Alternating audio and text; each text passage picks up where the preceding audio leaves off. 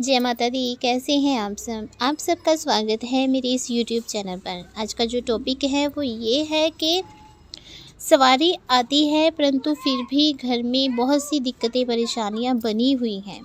दिक्कतें परेशानियां ख़त्म नहीं हो रही हैं, आर्थिक तंगी है, घर में रोग उत्पन्न हो चुके हैं, कोई ना कोई बीमार रहता है। इन सब का कारण और समाधान क्या है, इसी के बारे में आज हम चर्चा करेंगे। चर्चा में आगे बढ़ने से पहले जल्दी से मेरे चैनल को सब्सक्राइब कीजिए, बेल आइकन दबाइए ताकि मेरे द्वारा अपलोड की गई हर वीडियो की नोटिफिकेशन आपको मिल सके। चलिए बढ़ते हैं वीडियो में आगे।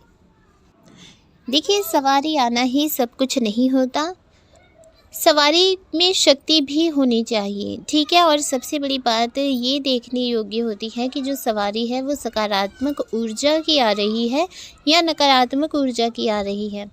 अगर सवारी किसी तांत्रिक द्वारा घर को तबाह करने के लिए सवारी भेजी गई है, तब ऐसी दिक्कतें आती हैं घर में कि सवारी आ रही है लेकिन घर में बहुत सी दिक्कतें परेशानियां हैं।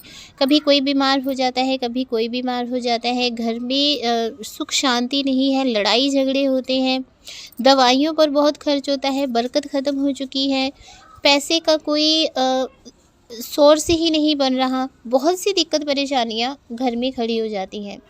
आर्थिक तंगी तो बहुत ही ज़्यादा होती है। घर में कोई ना कोई बीमार रहता है तो उसकी दवाई पर बहुत ज़्यादा खर्च होता है। तो अगर किसी तांत्रिक ने आपके घर का नुकसान करने के लिए कोई सवारी भेजी है, तब ऐसी दिक्कतें परेशानियां सामने आती हैं। दूसरी बात ये होती है दूसरा कारण ये होता है कि सवारी आ रही है लेकिन फिर भी ये सारी परेशानियां बनी हुई हैं। तब ऐसा भी होता है कई बार कि जो सवारी होती है वो किसी ऐसे शक्ति की होती है जो कि नकारात्मक होती है और आपको चौक चौराहों से लग जाती है।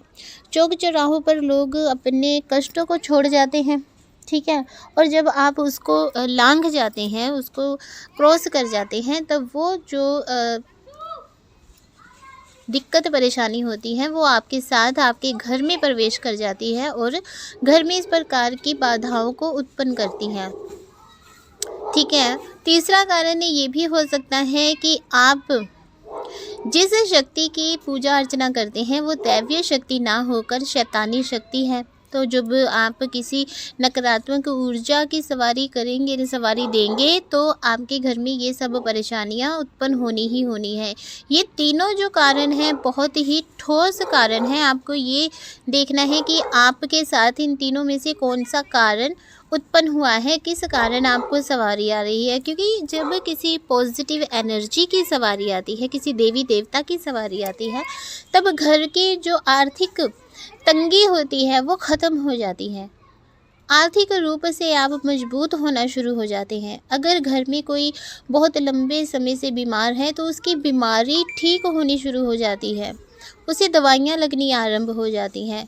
घर में अगर कोई बेरोजगार है तो उसे रोज़गार मिलना शुरू हो जाता है, कहीं ना कहीं उसकी नौकरी लग जाती है, ठीक है। और लड़ाई झगड़े अगर आपके घर में बहुत ज़्यादा रहते थे तो सवारी आने के पश्चात जब किसी पॉजिटिव एनर्जी की, किसी देवी देवता की सवारी आती है, तब लड़ाई झगड़े होने बंद हो जाते हैं। घर में सुख शांति रहती है, खुशी का माहौल रहता है।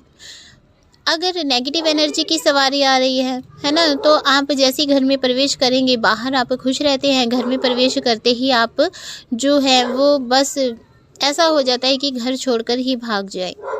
आपको घर के सिवा हर जगह अच्छी लगेगी लेकिन घर अच्छा नहीं लगेगा। तो इसका मतलब ये होता है कि जो सवारी आ रही है वो पॉजिटिव देवी देवता की नहीं है, ठीक है। अब ये जो नेगेटिव एनर्जी की सवारी आ रही है वो किस कारण से आ रही है, इस कारण का पता आपको लगाना होगा, ठीक है, कि किस कारण से आ रही है। उसके बाद आपको क्या करना है, यदि आपके कोई गुरु हैं तो अपने गुरु से आप समाधान पूछिए, ठीक है। यदि आपके गुरु नहीं है तब आप नवान मंत्र का हवन अपने घर में कीजिए। जिसे सवारी आ रही है उसके सिर से आप एक नारियल लेकर घुमाएं, ठीक है। उल्टा आपने घुमाना है, घुमाकर आपने या तो उसे जल प्रवाह करना है, ठीक है। या फिर आपने उसे किसी ऐसी सुनसान जगह पर छोड़ना है, जैसे कहीं जंगल वगैरह में, जहाँ कोई भी आता जाता ना हो, ताकि आपकी जो समस्या है वो किसी और के सिर पर ना चढ़े, ठीक है ना। ऐसा करने से आपकी समस्या का समाधान हो जाएगा। ऐसा आपने लगातार 7 शनिवार करना है। 7 शनिवार जब आप ऐसा करेंगे तो जो सवारी आपको नेगेटिव एनर्जी की आ रही है वो आनी बंद हो जाएगी। उसके बाद आपने जैसे पहले शनिवार को आपने उतारा किया ना, आपने तभी से शुरू कर देना है माँ काली की पूजा, ठीक है। या माँ काली की पूजा कीजिए, या आप माँ भुवनेश्वरी की पूजा कीजिए, ठीक है। घर में आपने रोज़ ही भागवत गीता पढ़नी आरंभ कर देनी है, ठीक है। अगर आप माँ बगलामुखी की सेवा करना चाहते हैं तो आप वो भी कर सकते हैं। माँ बगलामुखी भी शत्रुओं का स्तंभन करती हैं, ठीक है। और आपके जो भी शत्रु का मतलब ये नहीं है कि कोई विशेष व्यक्ति आपका शत्रु है। शत्रु काम क्रोध लोभ मोह अहंकार भी हो सकते हैं, बीमारियां भी शत्रु हैं, घर के लड़ाई झगड़े भी शत्रु हैं, ठीक है। तो अगर आप माँ बगलामुखी की आराधना करते हैं तब आपके लड़ाई झगड़े ख़त्म हो जाते हैं, बीमारियां ख़त्म हो जाती हैं, आर्थिक तंगी ख़त्म हो जाती है। माँ काली की पूजा करते हैं तब भी आपको यही फल मिलता है। माँ भुवनेश्वरी की करते हैं तब भी आपको यही फल मिलता है। किसी भी देवी देवता की आप पूजा करो, परंतु सच्चे मन से करो, भाव अच्छे होने चाहिए, ठीक है। और फिर आपने क्या करना है, भागवत गीता पढ़नी आरंभ कर देनी है, ठीक है। जैसे आप उतारा करने लगे तो हो सकता है वो जो नेगेटिव एनर्जी है वो आपके सिर से उतरकर आपके घर के किसी कोने में बैठ जाए, और जब आप उतारा करो तब वो उतारे के साथ उस नारियल में जाए ही ना, है ना। ऐसा भी पॉसिबल है। ऐसे में आपने क्या करना है कि अपने घर में आपने सुबह शाम आपने सुबह शाम भागवत गीता पढ़नी है। तो भागवत गीता जब आप पढ़ेंगे तब आपने ज़ोर से भागवत गीता पढ़नी है, ताकि आपके पूरे घर में आपकी आवाज़ गूंजनी चाहिए। अपने पास में आपने एक जल का लोटा रखना है और पीली सरसों रखनी है, ठीक है। जब आपने भागवत गीता पढ़ ली, पूरे सदस्य आपके परिवार के उस जगह पर बैठे होने चाहिए। जब आप भागवत गीता पढ़ रहे हो सभी के कानों में भागवत गीता पढ़नी चाहिए, ठीक है।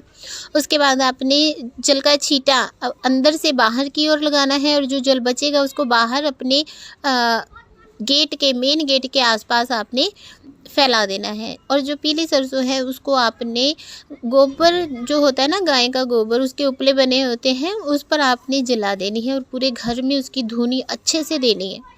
तो जो भी नेगेटिव एनर्जी की सवारी आपको आ रही है वो बिल्कुल ही ख़त्म हो जाएगी, दूर हो जाएगी। और अगर वो नेगेटिव एनर्जी भी गीता सुन रही है, भागवत गीता उसके कानों में पढ़ रही है, तो उसे मोक्ष भी वरदान हो जाएगा। तो आपको 2 तरह से फल प्राप्त होगा, ठीक है ना। जैसे जैसे आप धुनी करेंगे, भागवत गीता आप पढ़ेंगे, वैसे वैसे आपके घर में कभी भी कोई भी नेगेटिव एनर्जी नहीं आएगी और आपके घर में सुख शांति बनी रहेगी, ठीक है। बहुत ही आसान सा और सरल सा उपाय है। इस उपाय से बहुत से लोगों को लाभ हुआ है। ये शर्तिया इलाज है। शर्ती मतलब आपको कहीं ना किसी भी चौकी दरबार में जाने की, किसी भक्त के, किसी तांत्रिक के पास जाने की आपको ज़रूरत ही नहीं पड़ेगी। ये इतना पक्का इलाज है कि इसको करने के पश्चात आपको कभी दोबारा किसी और इलाज की आवश्यकता भी नहीं पड़ेगी। भागवत गीता को पढ़ने के लिए कोई नियम जरूरी नहीं है, कोई शुभ मुहूर्त देखने की आवश्यकता नहीं है। आप इसे कभी भी पढ़ना आरंभ कर सकते हैं, इसमें कोई भी दोष नहीं लगता। जब आप इसको नॉर्मली पढ़ रहे हैं अगर, तब आपको पीली सरसों अपने पास रखने की आवश्यकता नहीं है। केवल आपने जल रखना है। उसके बाद वो जल या तो आप तुलसी में या किसी गमले में डाल दीजिए, या अपने घर में अंदर से बाहर की ओर छींटा लगाइए, या आप उसको पी सकते हैं, ठीक है। अगर आपको कोई प्रॉब्लम है, अगर आपको कोई बाधा है, तब आपने वो जल पीना भी है और घर में उसको छींटा भी देना है, ठीक है। बहुत ही आसान और सरल सा उपाय है, करके देखिए, बहुत ही लाभकारी है। आपको कहीं भी भटकने की आवश्यकता नहीं है। तो ये आज का जो मैंने टॉपिक बताया था आपको कि सवारी आती है फिर भी घर में आर्थिक तंगी, बीमारियां, लड़ाई झगड़े हो रहे हैं, कारण भी बताया, समाधान भी बताया। अब आपकी मर्जी है इसे मानो या ना मानो। जय माता दी। खुश रहिए, खुशहाल रहिए।